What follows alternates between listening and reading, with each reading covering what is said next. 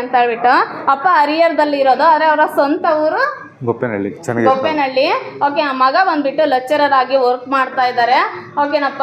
ಅಪ್ಪನಿಗೆ ಬಂದ್ಬಿಟ್ಟು ತುಂಬ ಡಿಸ್ಕ್ ಪ್ರಾಬ್ಲಮ್ ಆಗಿತ್ತು. ಓಕೆ, ಅವ್ರು ನಡೆಯೋದಕ್ಕೆ ಕುತ್ಕೊಳ್ಳೋದಕ್ಕೆ ಬಹಳಷ್ಟು ಕಷ್ಟ ಪಡ್ತಾ ಇದ್ರು. ಬಟ್ ದೇವರ ದಯೆಯಿಂದ ಏನಾಯ್ತು, ಸರಾಕೇರ್ ಪರಿಚಯ ಆಯಿತು. ಓಕೆ, ಅಪ್ಪ ಬಂದ್ಬಿಟ್ಟು ಇಲ್ಲಿ ಥೆರಪಿ ಮಾಡಿದ್ಮೇಲೆ ಅಪ್ಪನಲ್ಲಿ ಏನೆಲ್ಲ ಚೇಂಜಸ್ ಆಗಿದೆ ಅಂತ ಹೇಳ್ಬಿಟ್ಟು ಅಪ್ಪನ ಹೇಳ್ತಾರೆ, ಕೇಳಿಸ್ಕೊಳ್ಳೋಣಪ್ಪ. ನನ್ನ ಹೆಸರು ಪರಮೇಶ್ವರಪ್ಪ ಅಂತ, ನಮ್ಮ ಸ್ವಂತೂರು ಗೊಪ್ಪೇನಹಳ್ಳಿ. ನನಗೆ 22 ವರ್ಷ ಆಯಿತು ಬ್ಯಾಕ್ ಪೇನ್ ಆಪ್ರೇಷನ್ ಆಗಿ. ನನಗೆ ಕೂತಕ್ಕೆ ಬರ್ದಿಲ್ಲ, ನಿಂತ್ಕೊಳಕ್ಕೆ ಬರ್ದಿಲ್ಲ, ಓಡಾಡೋಕ್ಕೂ ಬರ್ದಿಲ್ಲ. 5 ವರ್ಷ ಮನೆ ಬಿಟ್ಟು ಹೊರ ಬಂದಿಲ್ಲ ನಾನು. ನಮ್ಮನೆ ಪಕ್ಕದವರೊಬ್ಬ ಶಾರದಮ್ಮ ಅಂತ, ಅವ್ರಿಗೆ ಇವತ್ತು ನಾನು ನೆನೆಸ್ಬೇಕು, ನಾನು ಸಾಯತಂಕ ನೆನೆಸ್ಬೇಕು ಅವ್ರಿಗೆ. ಪಾಪ ಅವರೊಂದಿನ ನನಗೆ ಹಿಂಗೆ ಪರಮೇಶ್ವರ ಭಾಳ ಚೆನ್ನಾಗಿರೋಗೆ ಅಲ್ಲ ದಾವಣಗೆರೆಗೆ ಥೆರಪಿ ಕೊಡ್ತಾ ಇದ್ದಾರೆ. ಅದು ಗುಳಿಗಿಲ್ಲ, ಮತ್ತು ಗುಳಿಗೆ ಟ್ಯಾನಿಕ್ ಇಲ್ಲ, ಏನಿಲ್ಲ, ಒಳ್ಳೆ ಥೆರಪಿ, ಹೋಗಿ ತಗೊಳ್ರಿ ಅಂತ ಹೇಳಿದರು. ಅವ್ರು ಹೇಳಿದ್ದಿಂದಲೇ ನಾನು ಬಂದೆ. ಅವತ್ತಿಂದ ಇವತ್ತಿನವರೆಗೂ ನಾನು ಒಂದಿನ ಬಿಟ್ಟಲ್ಲಿ. ಏನಂದರೆ ನಾನು ಊರಿಗೆ ಹೋದಾಗ ಮಾತ್ರ ಬಿಡ್ತೀನಿ. ಈಗ ಯಾರು ಎಲ್ಲೂ ಬಿಡಲ್ಲ. ನನಗೆ ಹೆಚ್ಚು ಕಮ್ಮಿ ನಿಂತ್ಕೊಂಡು ಬರ್ದಿಲ್ಲ. ನನಗೆ 1 ನಿಮಿಷ ನಿಂತ್ಕೊಳಕ್ಕೆ ಬರ್ದಿಲ್ಲ, ನಿಂತ್ಕೊಂಡು ರಿಸರ್ಚ್ ಮಾಡೋಕ್ಕೆ ಬರ್ದಿಲ್ಲ ನನಗೆ. ಸರಾಕೆರೆಗೆ ಬರೋದಕ್ಕಿಂತ ಮುಂಚಿತವಾಗಿ ಅಪ್ಪನಿಗೆ 1 ನಿಮಿಷ ನಿಂತ್ಕೊಳಕ್ಕೆ ಬರ್ದಿಲ್ಲ ನನಗೆ. ನಿಂತ್ಕೊಳಕ್ಕೆ ಬರ್ದಿಲ್ಲ ನನಗೆ. ವೆಹಿಕಲ್ನಾಗ ಕುತ್ಕೊಳಕ್ಕೆ ಬರ್ದಿಲ್ಲ. ನಾನು ಫಸ್ಟಿಗೆ ಬರ್ಬೇಕಾರೆ ಇಲ್ಲಿ ಮನೆಕಂಡು ಬಂದಿದ್ದೆ ವ್ಯಾನ್ಯಾಗೆ. ಸರಾಗೇರಿ ಬರುವಾಗ ಮನೆಕಂಡು ಬಂದಿದ್ದೆ.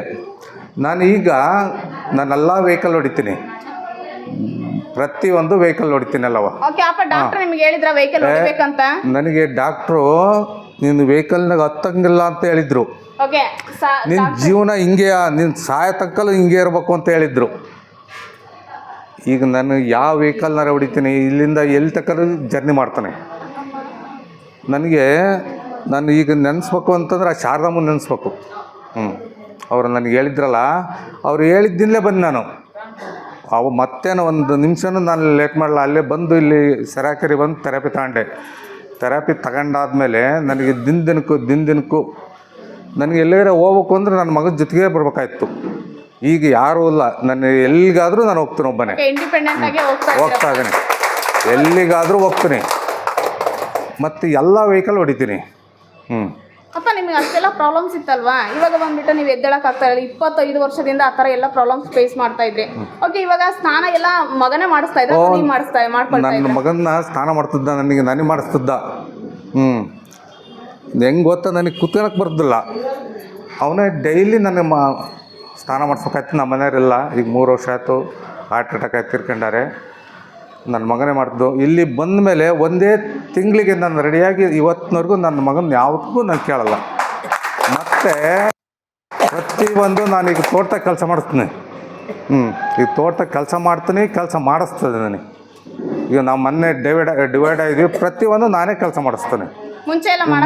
ಮುಂಚೆ ನಾನು ತೋಟ ಅನ್ನೋದು ಒಂದು 7-8 ವರ್ಷ ನೋಡಿದ್ದೇ ಅಲ್ಲ.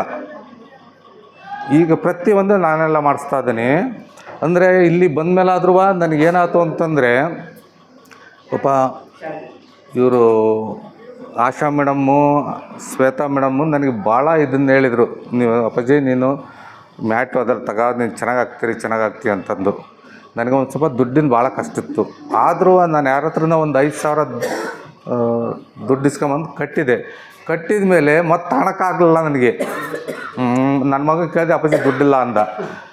ನಾನು ಈ ಸರಾಕೆರೆ ಬಂದಮೇಲೆ ನಾನು ಕೇಳಿರಿ ಯಾರೂ ದುಡ್ಡಿಲ್ಲ ಅನ್ನಲ್ಲ. ಆ ಟೈಪ್ ನನಗೆ ನಡೀತೈತೆ. ಇಲ್ಲಿ ಅದೇ ಶಾರದಮ್ಮನ ಮಗ ಕೇಳಿದೆ ನಾನು ಒಂದು ಸರಿ, ಒಂದು 70,000 ದುಡ್ಡು ಕೊಡೋಕ್ರಪ್ಪ ನನಗೆ ಈ ಟೈಪ್. ಪಾಪ ಅವನು ಕೇಳಿದ್ಕೂಳೆ ಕೊಟ್ಟ. ಮತ್ತು ಅವತ್ತಿಂದ ಇವತ್ತಿನವರೆಗೂ ನಾನು ಯಾರ ಹತ್ರ ನನಗೆ ಬೇಕು ಅಂದರೆ ಇವತ್ತಿನವರೆಗೂ ಯಾರೂ ಒಂದು ಇಲ್ಲ ಅನ್ನೋಲ್ಲ ನೋಡು. ಅಷ್ಟು ಚೆನ್ನಾಗಿ ನಡೀತೈತೆ ಸರಾಕೆರೆ. ಇದೊಂದು ದೇವಸ್ಥಾನ. ನೀವು ಯಾರೂ ತಪ್ಪಿಸ್ಕೋಬೇಡ್ರಿ. ನಮ್ಮದು ಆರೋಗ್ಯ ಒಳ್ಳೆಯದು. ಹಂಗಾಗಿ ಅಪ್ಪ, ನೀವು ಈ ಥೆರಪಿಗೆ ಬಂದಾದ್ಮೇಲೆ ಇಂಪ್ರೂವ್ಮೆಂಟ್ ಸಿಂಟಮ್ಸ್ ಏನಾದರೂ ಆಯಿತಾ? ನೋವು ಜಾಸ್ತಿ ಭಯಂಕರ ನೋವಾಗ್ಬಿಡ್ತು. ಒಂದಿನ ನನ್ನ ಮಗುಗೆ ಅವ್ನು ಬೈತಾನೆ ಅಂತ ನಾನು ಹೇಳಲಿಲ್ಲ. ಯಾಕೆ ಗೊತ್ತಾ, ನೀನು ಯಾಕೆ ಹೋದೆ ಅಪ್ಪಾಜಿ ನನಗೆ ಕೇಳ್ದ ಅಂತಂದು ಇಡೀ ರಾತ್ರಿಯೆಲ್ಲ ಕುತ್ಕೊಂಡಿ. ಅವನು ಯಾಕೆ ಕುತ್ಕೊಂಡಿ ಅಪ್ಪಾಜಿ ಅಂತ. ಇಲ್ಲಪ್ಪ, ಯಾಕೆ ನನಗೆ ಕೂತ್ಕೊಂಡಂಗಾತು ಕೂತೀನಿ. ಅವನ ಹತ್ರ ಹೇಳಲೇ ಇಲ್ಲ ನಾನು. ಅಂದರೆ ನಾನು ಧೈರ್ಯ ಮಾಡಿದೆ. ಎಲ್ಲಾದ್ರೆ ನಾನು ಅವತ್ತೆಲ್ಲರೇ ನಾನು ಹೋಗಲ್ಲ ಅಂತ ಮತ್ತು ನಾನು ಬಿಟ್ಟಿದ್ರೆ ನನ್ನ ಜೀವಮಾನನೇ ಹಾಳು. ಓಕೆ ಜೀವಮಾನನೇ ಹಾಳು. ನೋವಾಗಿದ್ದು ಒಳ್ಳೇದ ಕೆಟ್ಟದಪ್ಪ? ಇದು ಫಸ್ಟು ಸ್ಟಾರ್ಟಿಂಗು ನೋವಾಗೋದು ಒಳ್ಳೆಯದು. ನೋವಾಗಿ ಕಡಿಮೆ ಆಗಬೇಕು. ಹಂಗಾಗಿ ಅವತ್ತು ಒಂದು ದಿನ ನನಗೆ ಭಗವಂತನ ನೆನೆಸಿದ್ದೇನೆ ಅಂದರೆ ಹೇಳಬಾರ್ದು. ನಾನು ಯಾಕಾರೆ ಅವನಿಗೆ ಹೇಳ್ದ ಕೇಳ್ದ ಬಂದ್ಬಿಟ್ಟು ನಾನು ಇಲ್ಲಿಗೆ.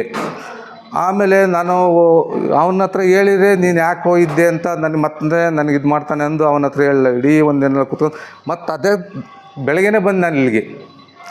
ನಾನು ಸಾಮಾನ್ಯ ಇಲ್ಲಿ ನಾನು ಬರ್ಬೇಕತ್ತಿದ ಮೇಲೆ ನಂಬರ್ 1 ನಾನೇ ಫಸ್ಟು ಇದು ಬರ್ತಿದ್ದು. ಬೆಳಗ್ಗೆ ಬೇಗನೆ ಬೆಳಗ್ಗೆ 4 ಗಂಟೆಗೆ ಬಂದು ಇಲ್ಲಿರ್ತಿದ್ದೆ ಹರಿಹರದಿಂದ.